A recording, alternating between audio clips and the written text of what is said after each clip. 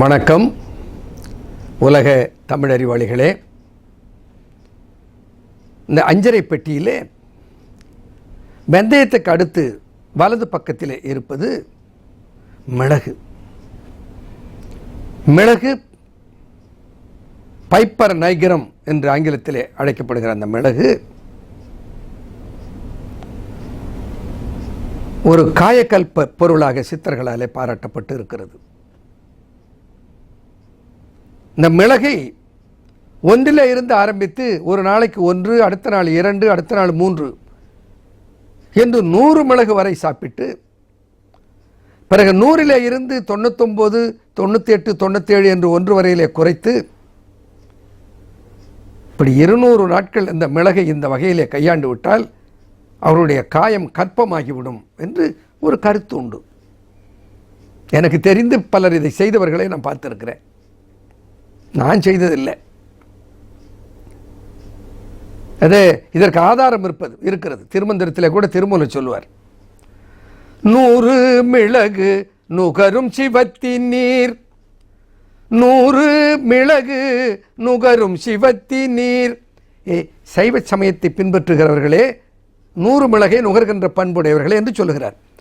100 மிளகு நுகரும் சிவத்தின் நீர், மாறும் இதற்கு மருந்திலை மாந்தர்கள், தேரில் இதனை தெளி உச்சிக்கு அப்பிடில், மாறும் இதற்கு மறுமயிராமே, மாறும் இதற்கு மறுமயிராமே.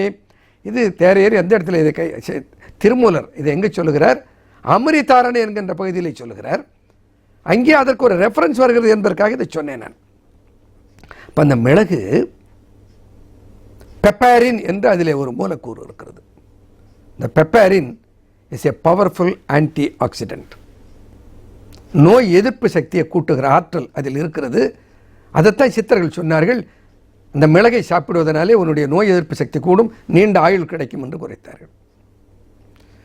சீதசுரம் பாண்டு சிலேஷ்மம் கிராணி குன்மம் வாதம் அருசி பித்தமா மூலம் ஒது சந்நியாசமப மரமுடன் சுவாசம் காசம் இவை நாசம் கருமிளகினால்.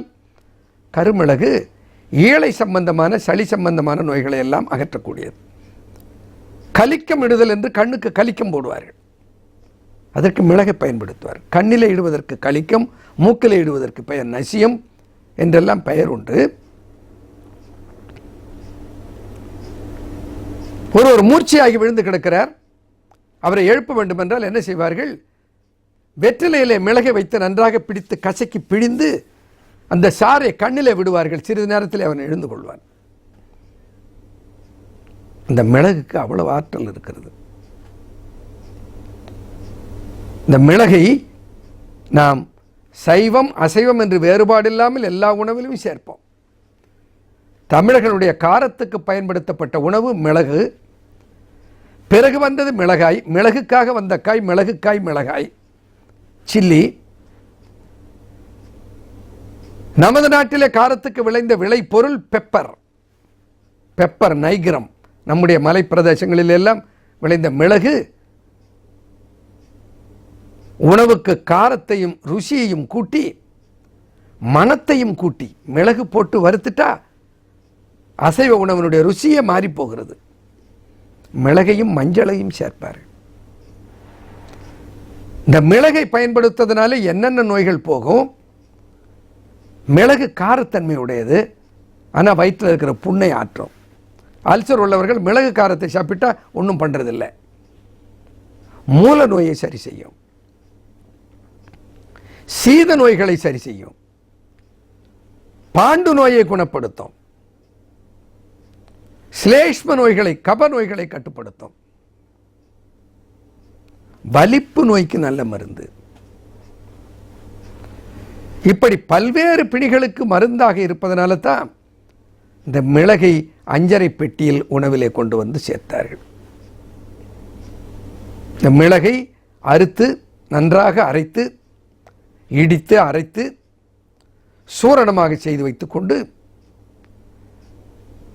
மிளகை மஞ்சளோடு கலந்து, நான் முன்னமே சொல்லியிருக்கிறேன், 2 பங்கு மஞ்சள் 1 பங்கு மிளகு என்று கலந்து வைத்துக்கொண்டு அதை கேப்சூலாக செய்தோ அல்லது அப்படியே ஒரு அரை தேக்கரின் அளவு தேனில் கலந்தோ அல்லது பாலில் கலந்தோ அன்றாடம் சாப்பிட்டு வர அது ஒரு காயக்கல்பமாக நோய் எதிர்ப்பு சக்தியை உடலுக்கு கொடுக்கும். மிளகை பயன்படுத்துவோம். நன்றி, வணக்கம்.